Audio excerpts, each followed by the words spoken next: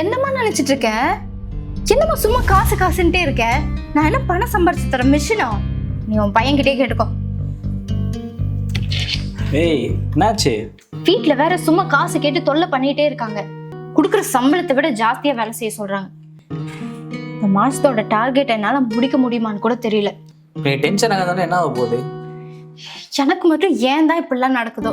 எல்லாரும் இவ்வளவு சந்தோஷமா இருக்காங்க. சரி டென்ஷன் ஆகாத. ஃபுட் ஆர்டர் பண்ணி ரொம்ப நேரம் ஆச்சு. அவன் எங்க கன்ஃபார்ம் பண்ணி கேளு.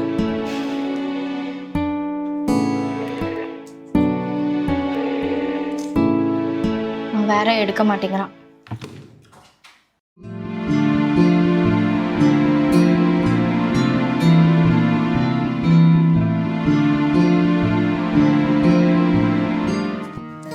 என்ன சோறு வரலையா?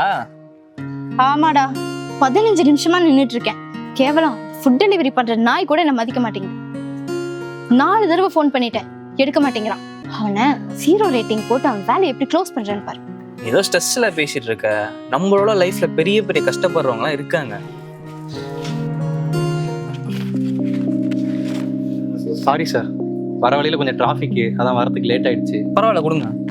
ஏய், உனக்கு ஃபோன் பண்ண எடுக்க முடியாதா? என்ன திமிரா? அப்படிலாம் இல்லை மேடம். சாரா அவர் கையை பாரு. எப்பத்துல இந்த ஃபுட் டெலிவரிக்கு பிச்சைக்காரங்களெல்லாம் எடுக்க ஆரம்பிச்சாங்க? சாரா நீ தப்பா பேசிட்டு இருக்க.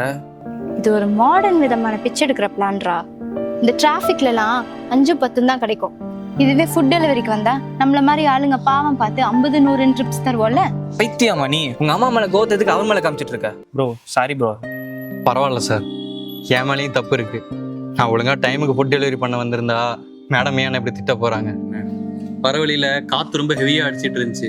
அதனால ஒரு கையில பேலன்ஸ் மட்டும் வண்டியை ஓட்டிட்டு வர முடியல மேடம். மாற்றுத்திறனாளிகள்னா எப்பவும் பிச்சை தான் எடுக்கணுமா என்ன? உழைச்செல்லாம் சாப்பிடக்கூடாதா?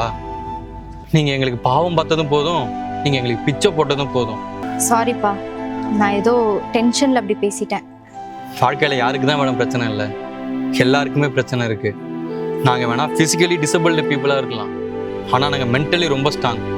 எங்களுக்கு நாங்க உழைச்சு முன்னேறிடுவோம். அந்த தன்னம்பிக்கை எங்களுக்கு வந்துருச்சு மேடம். அதுக்கு அடையாளம் தான் ஒலிம்பிக்ஸ்ல வின் பண்ணாரு முத்துக்குமார்.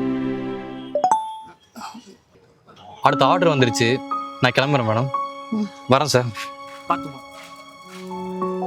பாத்தியா, நமக்கெல்லாம் ஏசி ரூம் கொடுத்து வேலை கொடுத்து தனியா பிளேஸும் கொடுத்து கைக்கே சோறு வருது. ஆனா என்னடா வாழ்க்கைன்னு புலம்பிக்கிட்டு இருக்கோம். ஆமா, கஷ்டம் இல்லாத விஷயத்த நம்மளே கஷ்டம்னு நினைச்சுக்கிறோம்.